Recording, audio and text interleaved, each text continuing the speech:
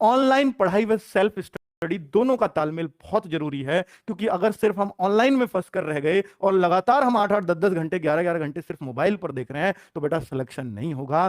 Self study का भी तालमेल लगाना होगा। बेटा हमारी मजबूरी है कि हम 8-8 क्लास लाइव कराते हैं, लेकिन आपकी मजबूरी नहीं है। आपका जो मन करे कि भाई मैं इस क्लास को नहीं देखूंगा तो मैं इसको बुक से कवर कर सकता हूं, मुझे जरूरत नहीं है इसको देखने की। तो बच्चों हम क्यों लाइव करा रहे हैं फिर इतना? क्या सबके लिए नहीं करा है? नहीं, बच्चे को अपनी स्ट्रेंथ पहचाननी है। क्योंकि हमारे पास देखिए बच्चा, हम कुछ चीज छोड़ नहीं सकते, क्योंकि हमारे पास इसको भी पढ़ने वाला बच्चा है, उसको भी कुछ इसको पढ़ेगा कुछ उसको। लेकिन आप क्या करते हो, सब कुछ पढ़ रहे हो। बेटा सब कुछ अगर आप पढ़ सकते हो तो वो तो बेस्ट ही है, लेकिन अगर उसकी वजह से सेल्फ स्टडी नहीं कर पा रहे हो तो फिर वो बहुत नुकसानदेह है। ठीक है, कोई नहीं बताएगा इतनी ईमानदारी से इन सारी बातों को, मैं आपको इसलिए बता रहा हूं क्योंकि मुझे आप लोगों से सिलेक्शन चाहिए।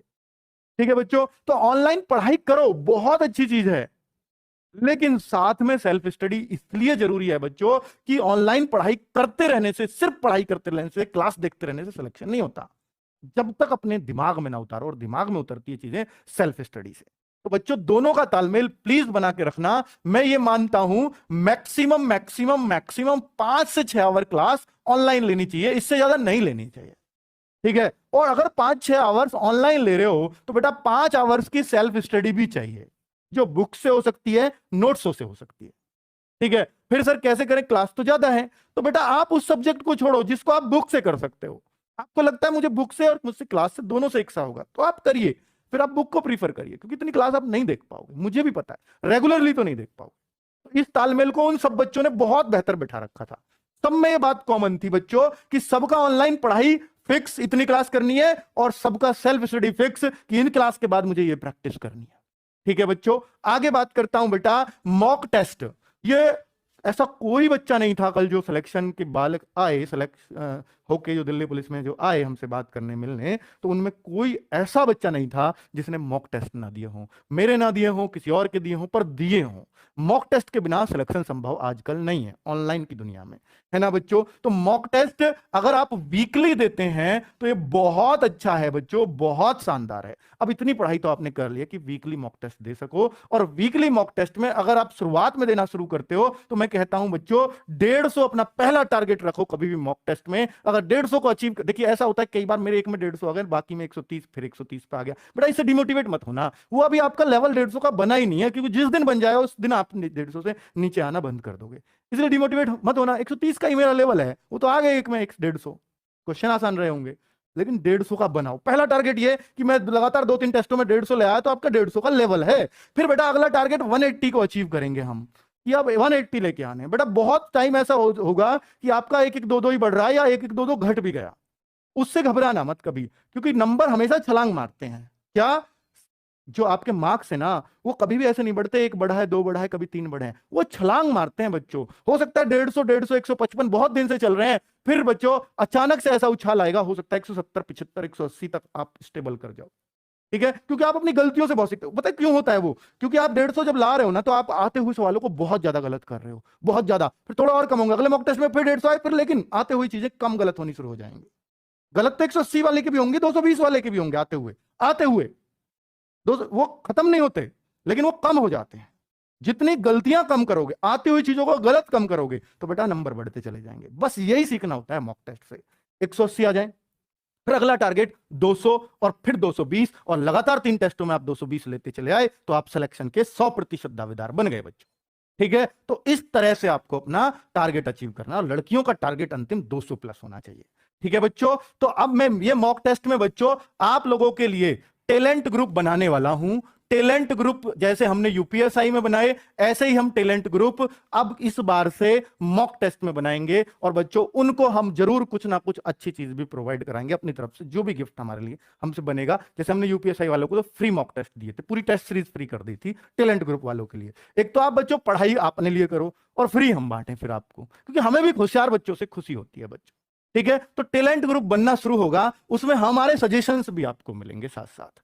और ये ऐसा नहीं सिर्फ खाकी बैच वाले जो हमसे बैच में पढ़ रहे हैं उनके लिए नहीं, ओपन कंपटीशन चाहता हूं मैं इसको। कोई कहीं भी पढ़ रहा है, टेस्ट दीजिए आके, टैलेंट ग्रुप में शामिल होइए। सब बच्चों से आपस में भी जानने का मौका मिलेगा कि ये बच्चा क्या करता है। उसमें हम होशियार बच्चों के कमेंट्स लेते हैं, भाई आप कर क्या रहे हैं। ठीक है, तो लेकिन शामिल वही होगा जिसके अच्छे मॉक टेस्ट में अच्छे मार्क्स आएंगे। वो कितने पे होगा वो हम तय कर लेंगे अपने आप। ठीक है, तो अभी आपने 150, 180, 140 आ रहे हैं, नहीं नहीं, अभी आप उस लेवल को सेट करो कि टैलेंट ग्रुप में आ पाओ। ठीक है, पहला टारगेट तो यही होना चाहिए, मोटिवेशन है बस। ये नहीं सोचो टैलेंट ग्रुप में आ गए तो मेरा सिलेक्शन नहीं तो नहीं होगा, ऐसा नहीं है। ये सिर्फ मोटिवेशन है कि आप टैलेंट ग्रुप के लिए मेहनत करो, आप वैकेंसी के लिए नहीं, पहले टैलेंट ग्रुप के लिए मेहनत करो। ये मोटिवेशन देना चाहता हूं मैं इस बात से आपको, ठीक है, क्योंकि मुझे आपका सिलेक्शन चाहिए।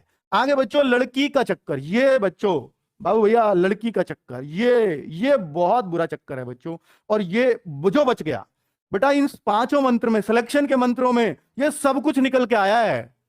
क्योंकि आपने देखा होगा अक्सर कमेंट्स में कि बच्चे लोग, किसी लड़की ने कमेंट कर दिया ना, तो उसका भैया, उसके हाय पूजा, हाय बबीता, हाय सीमा, हाय रीना। लेकिन अगर कोई पप्पू, कोई कोई मतलब कोई और, राहुल, कोई पंकज ऐसे कमेंट कर रहा, तो उसमें नहीं होता हाय पंकज, हाय राहुल, नहीं, ये होता है लड़कियों का कमेंट है। तो निश्चित तौर पर आप करते हो इसलिए आपको हंसी आ रही है, जो हंस रहा है सब करते हैं, ये निश्चित तौर पे बात है। ठीक है बच्चों, तो ये चीज किसी में नहीं थी उनमें। अब किसी में हो भी चलो मन चला, मैंने मान लिया, लेकिन उसने अपनी पढ़ाई से नहीं हटने दिया, ध्यान इस पर रहा, तो हो सकता है कोई लिमिटेड उसमें, बहुत लिमिटेड उसमें। लेकिन बच्चों अब आप क्या करते हो, क्योंकि बच्चों आपकी नई नई एज होती है, आपने अभी जिंदगी के धक्के नहीं खाए हुए होते, क्योंकि आपकी एज 18, 22, 23 साल है, और इसमें अभी आपको धक्कों का पता नहीं है। इसके निकलने के बाद, एज निकल जाए भर्ती होने के बाद, भर्ती ना हो पाओ, और जब एज निकल जाए तो बेटा धक्के तब पता चलती है क्या होता है। ठीक है, तो मैं आपसे कहूंगा कि बेटा ये पूछना बंद कर दो आपका। देखिए लड़कियां भी, मतलब फिर ऐसा होता है कि हाय पूजा उसने बोल दिया, कि उसने बोल दिया हाय राहुल, इतने में तो राहुल बेटा फिर रोज पूजा को ढूंढेगा कमेंट में, ये निश्चित बात है। ठीक है, वो रोज ढूंढेगा कहां गई पूजा, और उसने, पूजा ने हाय राहुल कह के उस राहुल की जिंदगी तबाह कर दी।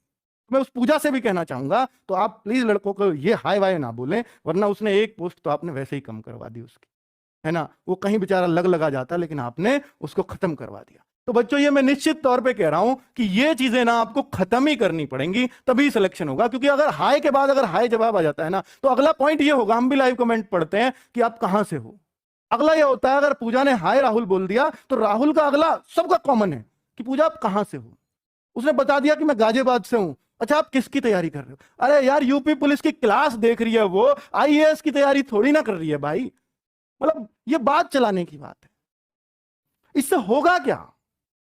मास्टर बता रहा है ये पढ़ लो वो पढ़ लो, पूजा से पूछना है आपको भाई, तो ऐसे नहीं होगा सिलेक्शन। इन बातों को बेटा सीरियस लो, बहुत मन से कह रहा हूं इन सारी बातों को। लेकिन आपको ये चीजें नहीं आती है समझ में, ये तब आती है जब आपका वो भर्ती निकल जाती है।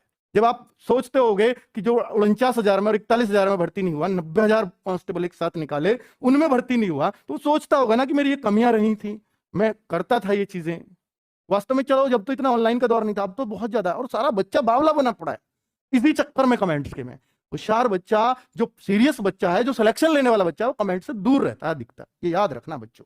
ठीक है, डेडिकेशन ये तो अद्भुत मिलता है सिलेक्शन वाले बच्चों में, डेडिकेशन तो अद्भुत मिलेगा। चाहे कितना भी हाय पूजा, हाय सरिता, हाय राहुल, कुछ भी हो जाए, वो अपने लक्ष्य से नहीं भटकता। उसको हमेशा याद रहेगा कि भैया पहले यूपी पुलिस है, बाद में होती रहेगी, देखी जाएगी, ये तो बस ऐसे ही पूछ लिया मैंने। बेटा वो जो चीज है ना, वो डेडिकेशन नहीं छूटना चाहिए किसी भी परिस्थिति में। भर्ती लेट होती है तो हो जाने दो, मुझे अपनी सीट लेनी है, मैं पढ़ता रहूंगा। कोई भटकाने वाली आए या कोई भटकाने वाला है, कोई दिक्कत नहीं, मैं भटक लूंगा, पर पहले यूपी पुलिस, उसके बाद जहां तू ले जाएगी ले चलूंगा, कोई दिक्कत नहीं है। ठीक है बच्चों, तो ये डेडिकेशन यही होता है कि उसके प्रति जो आपका लक्ष्य है ना, उसके प्रति आप अंधे होके पड़े हो, कोई भी बीच में आया हो वो मेरे इसको नहीं डिगा सकता, है ना बच्चों। तो आपका वही है डेडिकेशन, चाहे वो लड़की हो या लड़का। अगर आप हाई फाई के चक्कर में पड़ गए, तो हाई फाई से ज्यादा कुछ नहीं मिलेगा बच्चों, और ये नौकरी और जाती रहेगी।